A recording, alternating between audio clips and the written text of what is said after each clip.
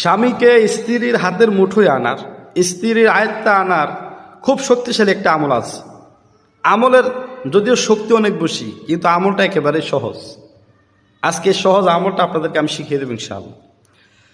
সম্মানিত বোনেরা, সহজ আমলটি হচ্ছে সূরাতুল কুরাইশের মাধ্যমে আমলটি করা হয়। সূরাতুল কুরাইশ পারে না এমন কোনো মানুষ নাই, যদিও অনেকে নামটা জানে না আর কি, কিন্তু সূরাতুল কুরাইশ সবাই পারে। অনেকের যদি বলে লিলাফি সূরাটা পারেননি, সে বলবে যে হ্যাঁ পারি। যদি বলে সূরা কুরাইশ পারেননি, বলে যে পারি না, কারণ সে সূরার নামটা জানে না। এই সূরাটা হচ্ছে লিলাফি কুরাইশ। লিলাফি কুরাইশ ইলাফিহিম রিহলাতাশ শিতাই ওয়াস সাইফ ফালিয়াবুদু রাব্ব হাযাল বাইত আল্লাযী আত'আমাহুম মিন জু'ইন ওয়া আমানাহুম মিন খাউফ। এই আমল করার শুরুতে আপনি প্রথমে 11 বার দুরূদ শরীফ পড়ে নেবেন। তারপরে সূরাটিকে 21 বার পরে আপনি লবণের মধ্যে ফু দিবেন, এবং ওই লবণ প্রতিদিন দ্বিপ্রহরের সময় আপনি আগুনের মধ্যে ফেলবেন। আর দ্বিপ্রহরের সময়টা হচ্ছে 11:53 থেকে শুরু করে 11:59 পর্যন্ত, মানে 5 মিনিট।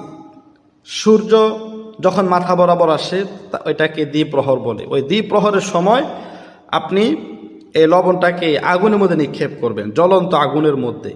আমাদের বাসা বাড়িতে যদিও এখন গ্রামগঞ্জে লাকড়ির চুলা আছে, কিন্তু শহরের মধ্যে লাকড়ির চুলা নাই, গ্যাসের চুলা।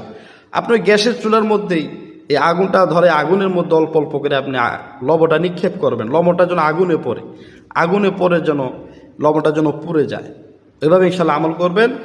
ইনশাল্লাহ খুব অল্প দিনের মধ্যেই আপনার স্বামী আপনার আয়ত্তে চলে আসবে। আর যখন আপনি আগুনে যখন নিক্ষেপ করবেন, নিক্ষেপ করার সময় আপনি মনে মনে এই নিয়ত করবেন, এই দোয়া করবেন আল্লাহর কাছে, এই দোয়া করবেন, হে আল্লাহ, আমার স্বামীকে আপনি আমার কন্ট্রোলে করে দেন, আমার আয়ত্ত করে দেন, আমার স্বামীর অন্তরে আমার জন্য মহব্বত সৃষ্টি করে দেন। ইনশাআল্লাহুল আজিজ, আল্লাহ তাআলা আপনার স্বামীর মনে মহব্বত পয়দা করে দেবে। এবং যদি কোনো স্বামী কোনো স্ত্রীকে তার কন্ট্রোলে আনতে চায়, আয়ত্তে আনতে চায়, স্ত্রীর মনে স্বামীর জন্য ভালোবাসা সৃষ্টি হোক, এটা যদি কোনো স্বামী চায়, তাহলে ওই স্বামীও এই আমলটা করতে পারবে। এই আমলটা করলে তার স্ত্রী তার আয়ত্তে থাকবে ইনশাআল্লাহ।